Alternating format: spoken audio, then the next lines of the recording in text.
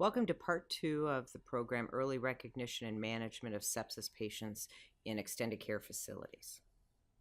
This program is going to focus on understanding the difference between infections, sepsis, severe sepsis, and septic shock, which is a minor review from the last module.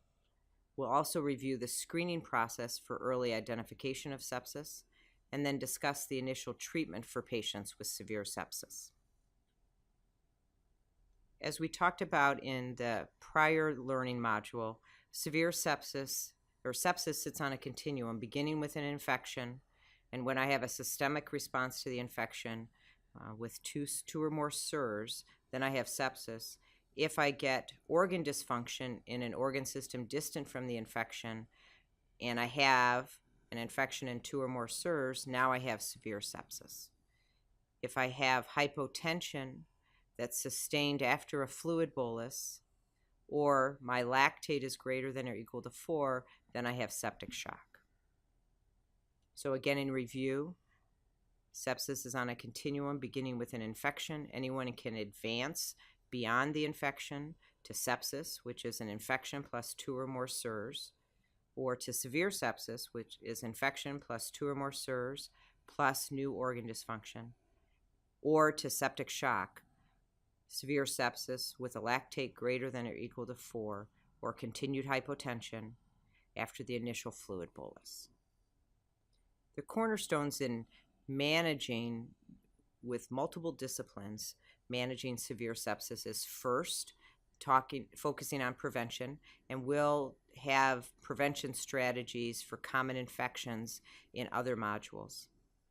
Next, it's screening and early identification of the patient with sepsis, then early intervention when they move into severe sepsis, controlling the source, blood cultures, antibiotics, and fluids if necessary. And that fluid resuscitation is part of that initial 3-hour resuscitation bundle. And then if the patient does not respond to your initial management at the hospital, we then provide them with the septic shock bundle to continue to resuscitate. A worldwide organization called the Surviving Sepsis Campaign was formulated back in the early 2000s when significant research was published that showed a significant reduction in mortality, and we'll review that pivotal research study in a few minutes. So the Surviving Sepsis Campaign includes 68 international experts representing 30 international organizations, and they have reviewed the science and all of the research related to identification and management of sepsis, and have put out guidelines. Those guidelines, the initial ones were put out in 2004, and as the studies continue, in 2008 they updated them, and again in 2012. From the research and the guidelines, they identified key interventions necessary that were time sensitive, and they put them into 2 bundles, a 3-hour bundle and a 6-hour bundle. What you're seeing in front of you is the 3-hour bundle. These bundles are now, CMS have made them core measures, so hospitals are being expected to measure how well they're providing care, these evidence-based interventions to their sepsis population. So the 4 key components of the 3-hour bundle is to measure lactate, obtain blood cultures prior to administration of antibiotics, administer broad-spectrum antibiotics, and the 4th intervention is administer a 30 milliliter per kilogram crystalloid fluid bolus for hypotension. That's the systolic less than 90, or a 40 millimeter of mercury drop from their baseline, or a lactate that's greater than or equal to 4 millimoles per liter. In the patient that has severe sepsis and you've implemented the 3-hour bundle, if that patient remains hypotensive or that initial lactate was greater than 4, then medical providers need to apply the 6-hour bundle. And this is usually applied in the hospital setting, where we'll provide the patient with vasopressors and continue to resuscitate them to resolve any tissue hypoperfusion that might be occurring as well as ensure they have adequate intravascular volume. So you guys provide a significant role in early identification of sepsis through screening, and then once you identify a patient with severe sepsis, intervening quickly. This slide identifies the tool that we're recommending people use to standardize the early identification process to identify patients with severe sepsis.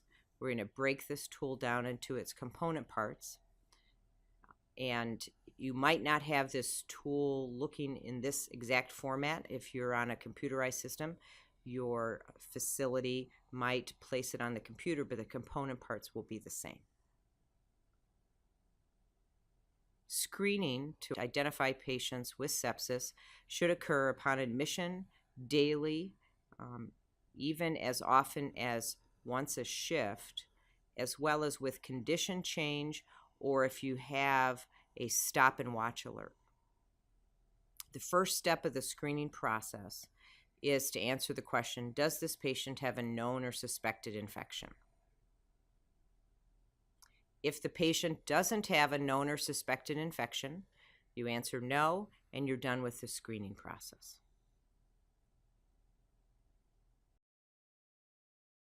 The second step is to answer the question, does the patient have any signs or symptoms of the systemic inflammatory response syndrome? Remember, we reviewed that as we talked about sepsis in a continuum. First with infection, then sepsis, then severe sepsis, and then septic shock.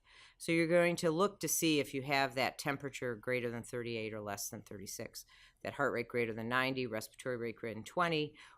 And if you find one of those, then you'll want to get a blood glucose on your patient with a physician order to look to see in the non-diabetic if that blood glucose is greater than 140.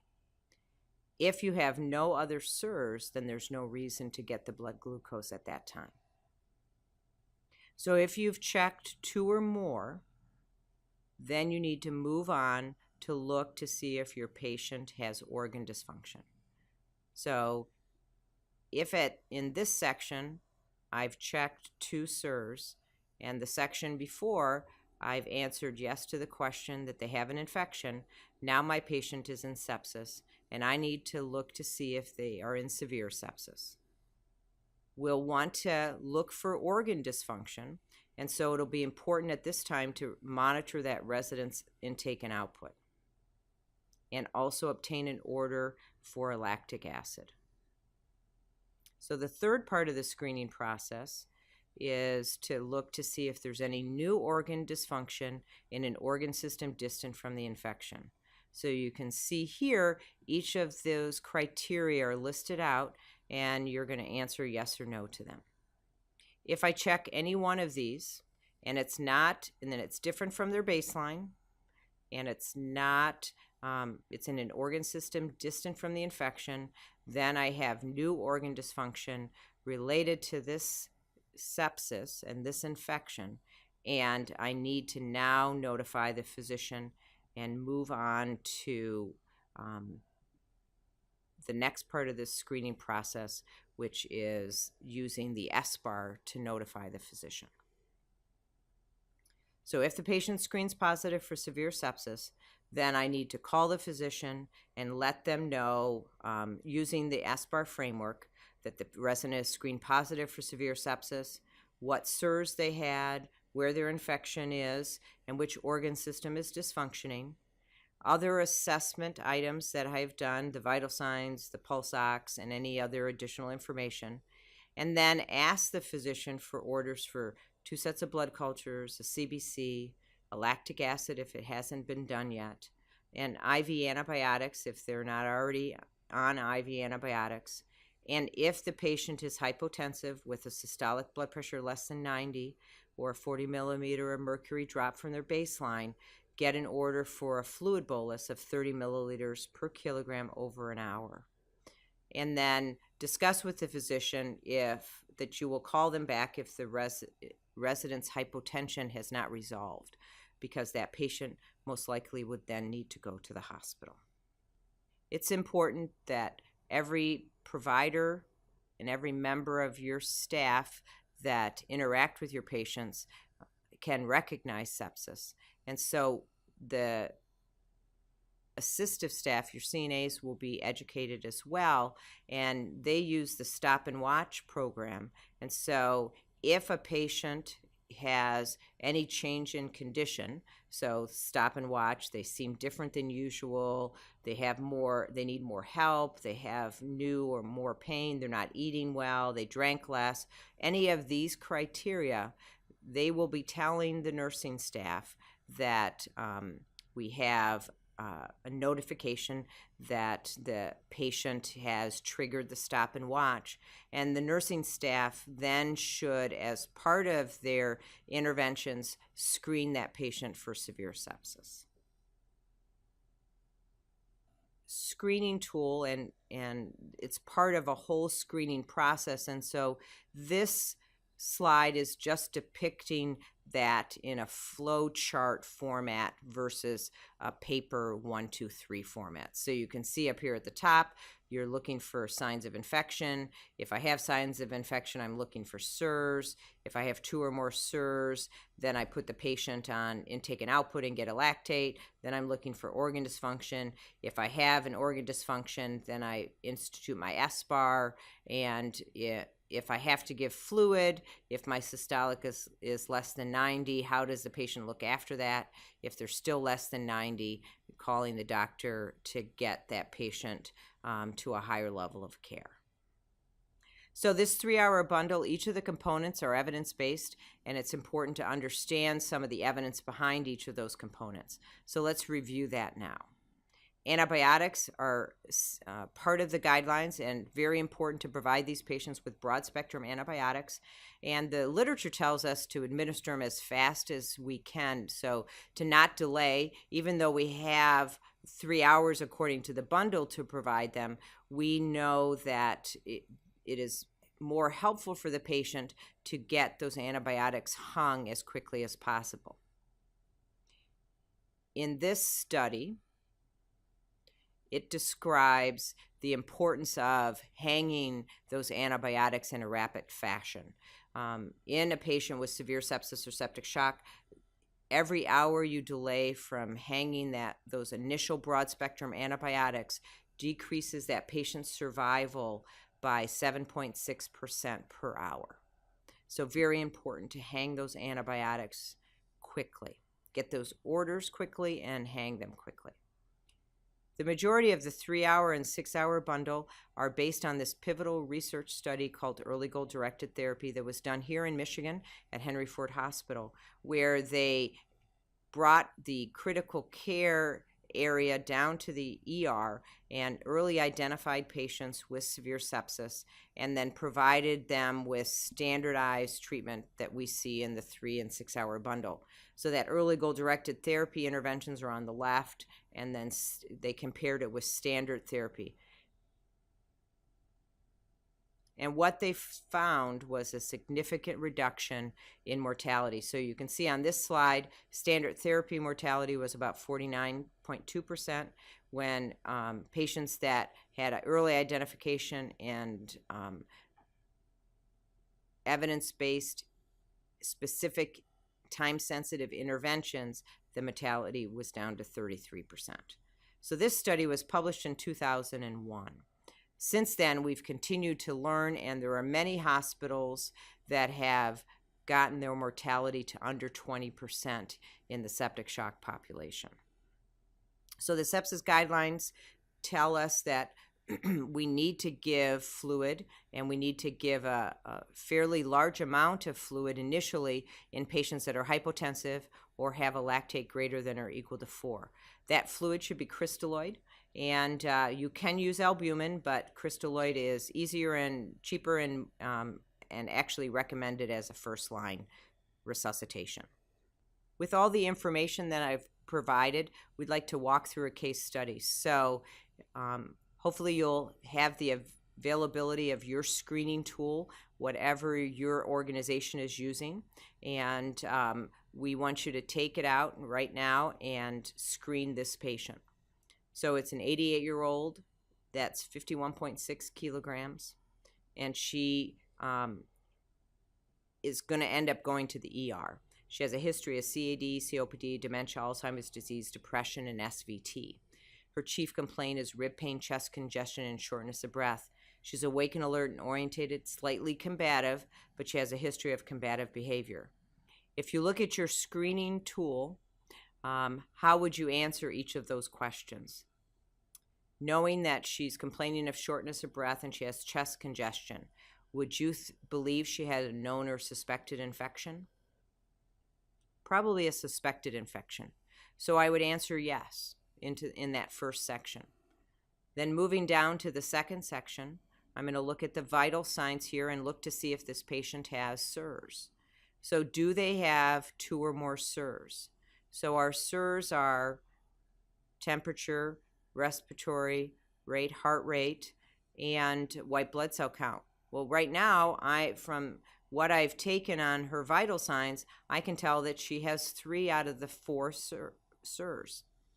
So I don't need to get a blood glucose because she already tells me she's in sepsis with infection and 2 or more SIRS. And so now I need to look for organ dysfunction. So she has a low blood pressure, 79/51, and then she also is requiring O2 when she didn't.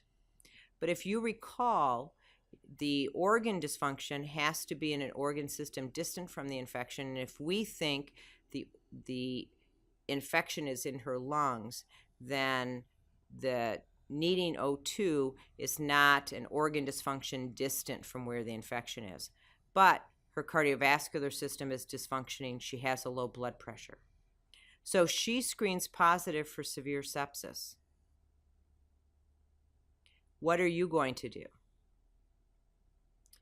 Well, you're going to call the physician and you're going to use your SBAR. You're going to tell them that the patient is screened positive for severe sepsis, tell them how they screen positive and where the suspected infection you believe might be, and any other assessment items that you want to provide. And then the recommendations is, because this patient is septic, they need a lactate, a CBC if there hasn't been a recent one, could we please order one of those, 2 sets of blood cultures, a broad spectrum antibiotic, and provide this patient with a 30 milliliter per kilogram fluid bolus. And follow the ECF sepsis bundle. Blood cultures, lactate, broad spectrum antibiotics, and the fluid bolus. In addition to providing the patient with those interventions, this patient should also get an increased frequency of vital signs every 4 hours times 2, then at least every shift, or then times 2, and then per facility routine. And if they're a PRISM 1 or 2, we might want to keep doing those vital signs more frequently for an extended period of time. We should also be monitoring this patient's I&O each shift, and then continue to screen them. So hopefully I've provided you with the details behind the importance of early identification through screening. And then once you find a patient who screens positive for severe sepsis, the strategies that you need to follow in collaboration with the physician to get this patient early management so that we can get them the best outcome possible.